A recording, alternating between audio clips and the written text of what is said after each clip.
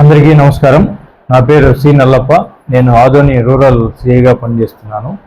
ఈరోజు అనగా 11/4/2025 తేదీన రాబడిన నమ్మదైన సమాచారం మేరకు పోలీస్ సిబ్బంది మరియు రెవెన్యూ సిబ్బంది అందరము కలిసి ఆదోని మండలంలోని నెట్టేకల్ గ్రామ సమీపంలో ఆదోని నుంచి ఎమ్మినూరుకు వెళ్ళే రోడ్డుపై నెట్టేకల్ క్రాస్ వద్ద ఒక వ్యక్తి గంజాయి తీసుకుని కర్నూలుకు వెళ్తున్నాడనే సమాచారంపై మేము మూకుమ్మడిగా దాడి చేయడం జరిగింది.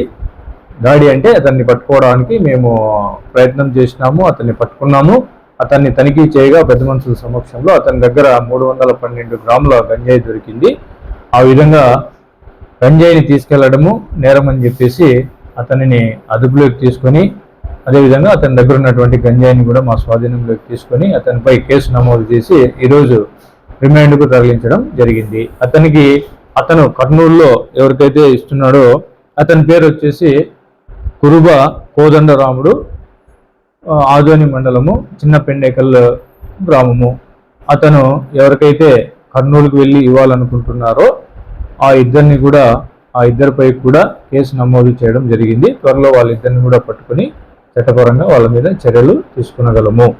అయితే మండల పరిధిలో ఉన్నటువంటి రైతులకు పోలీసు వారి హెచ్చరిక మరియు సూచన ఏమంటే, ఎవరైనా అమాయక రైతులు 1-2 గంజాయి మొక్కలను పెంచుకుంటున్నామని చాలామంది చెప్తున్నారు. ఆ విధంగా పెంచుకోవడము,